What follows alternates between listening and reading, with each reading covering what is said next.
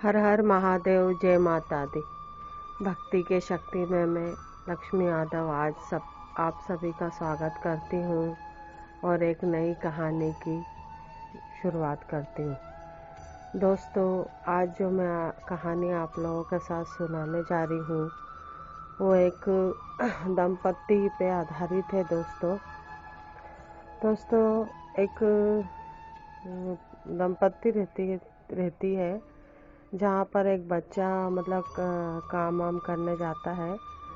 तो वो जैसे अभी कुछ दिन हुआ रहता है, उसको नया नया जॉब लगा रहता है, ज़्यादा वो नहीं हुआ रहता उसके जॉब को। तो वो काम वाम करता रहता है।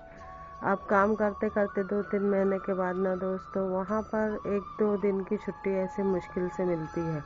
जैसे लगातार छुट्टियाँ नहीं मिलती है।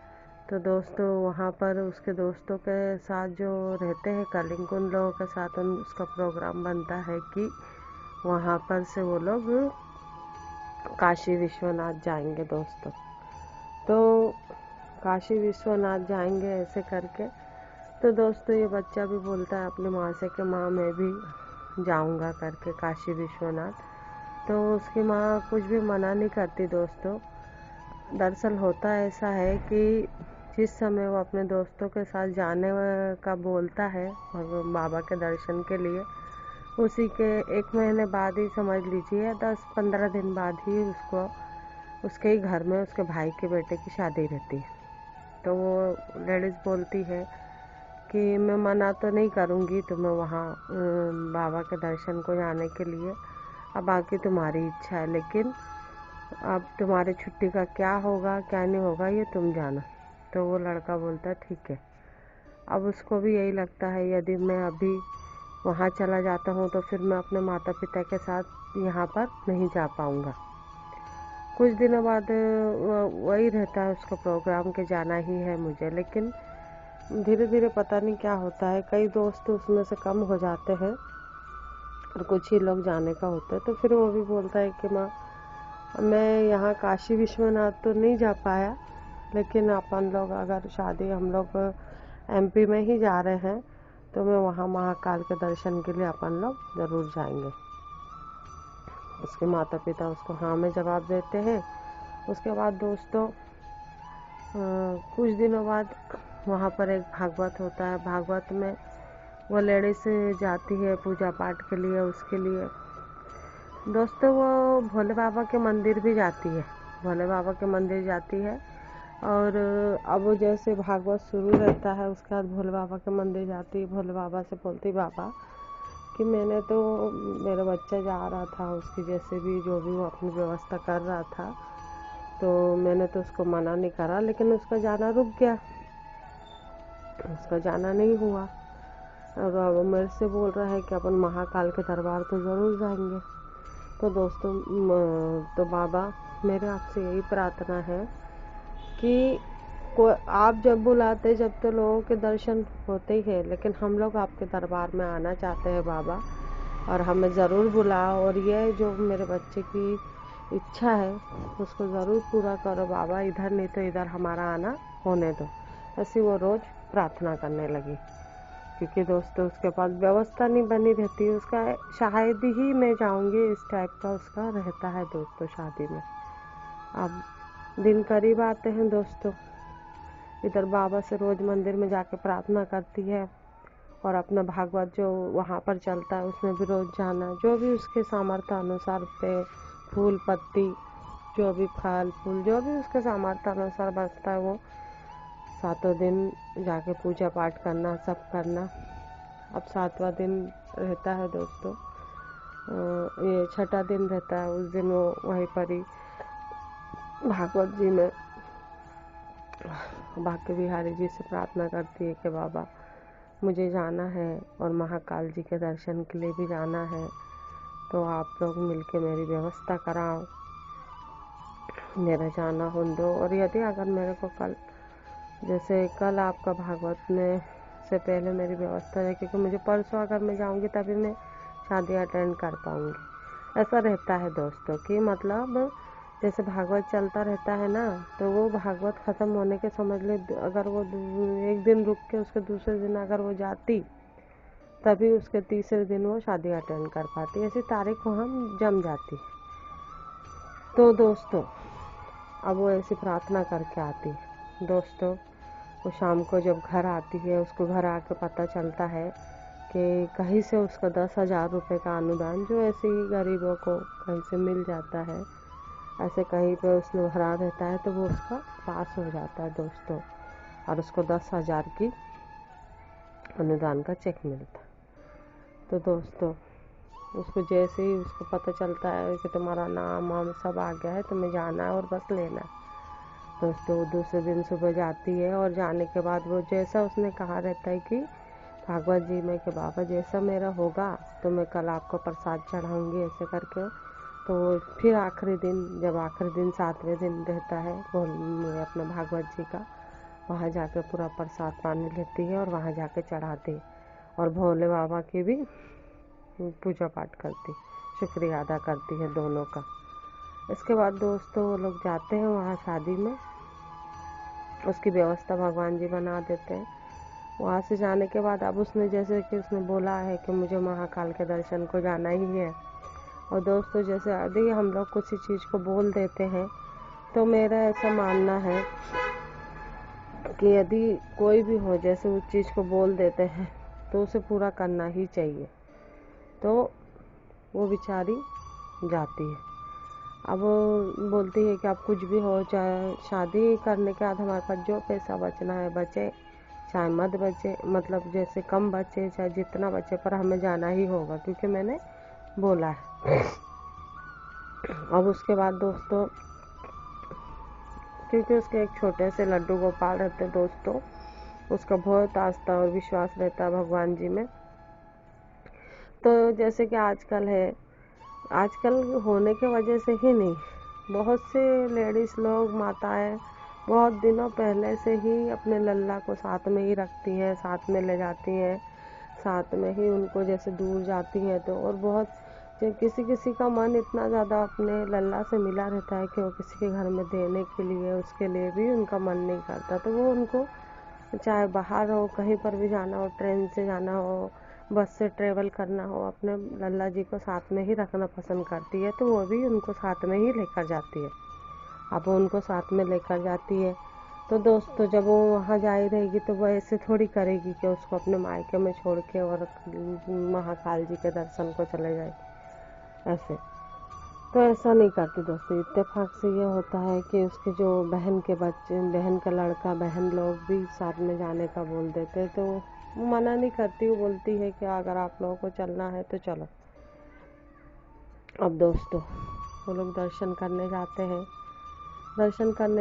दोस्तों। तो वो एक छोटा सा ऐसा टोकरी टाइप का ली रहती है, डब्बे टाइप का, उसमें अपने कान्हा जी को लेकर वो डलिया में बिठाकर मस्त उनको घुमाती है। उसमें से पूरा दिखता रहता है दोस्तों आर पार।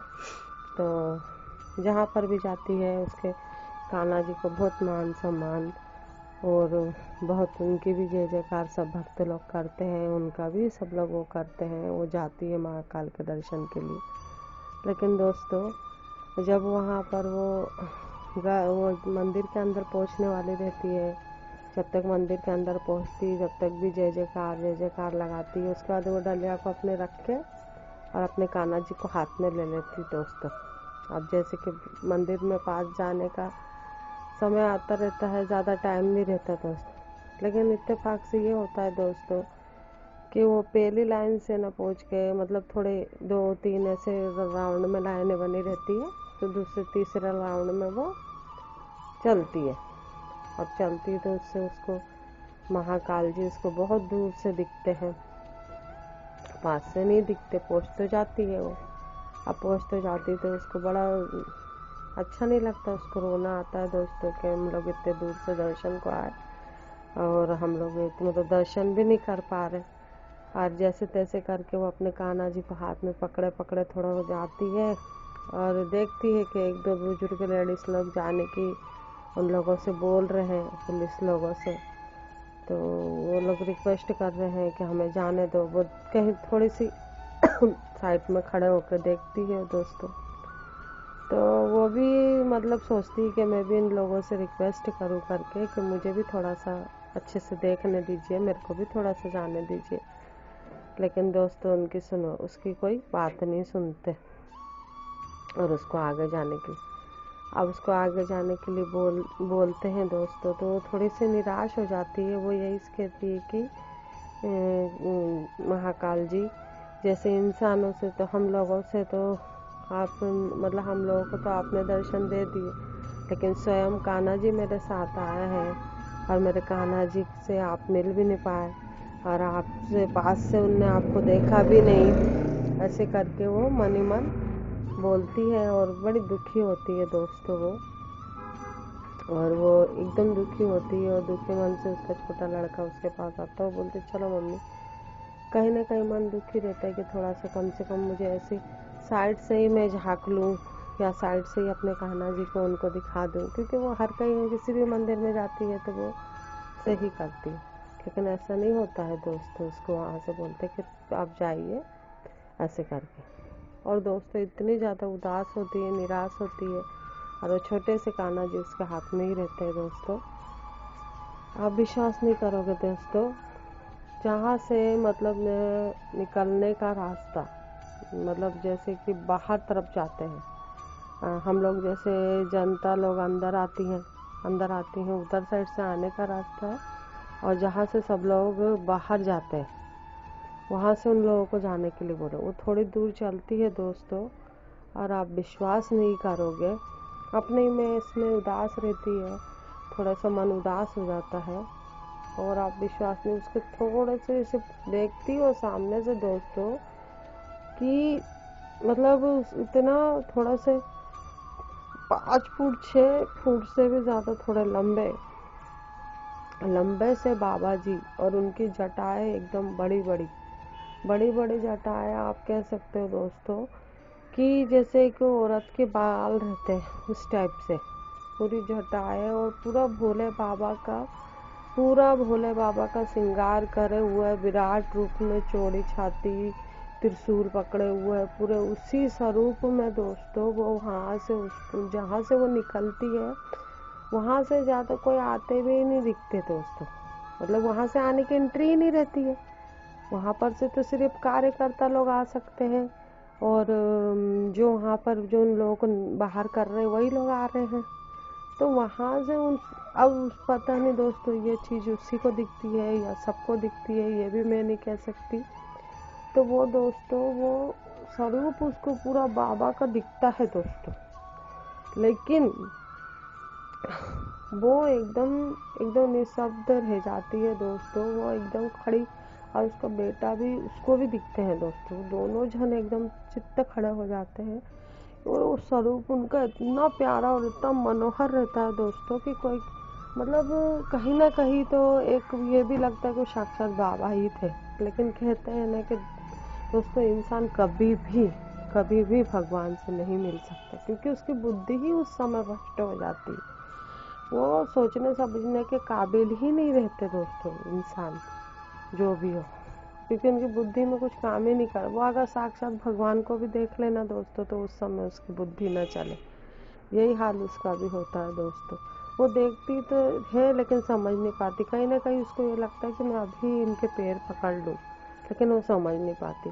और वही छवि उसके पास आके दोस्तों ऐसे उसको देखते हुए पूरे उसके पास से ऐसे निकलती है दोस्तों, और वो निशब्द हो जाती है और वो समझ नहीं पाती।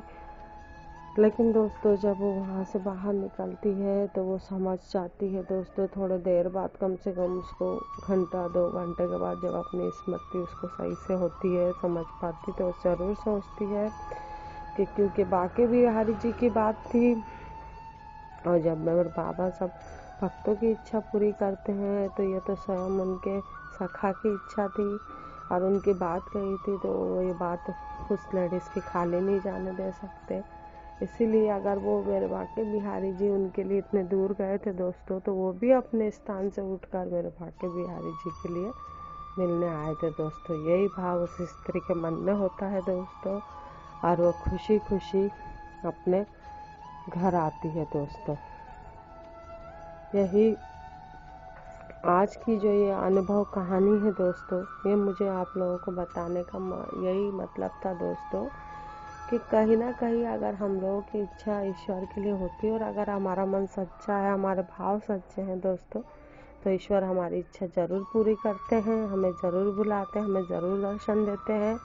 और जहाँ तक बात रहती है ईश्वर की, तो ईश्वर एक ही है दोस्तों। सब एक दूसरे में समाये हुए हैं, सब एक दूसरे के लिए प्रति भाव आदर सा हुआ है दोस्तों। तो वो ज़रूर मिलने आते हैं और दर्शन देते हैं। तो ऐसे ही श्रद्धा भाव आप लोग बनाए रखें, विश्वास बनाए रखें। यही मैं इस कहानी अनुभव में आप लोगों को बताना चाहती थी दोस्तों।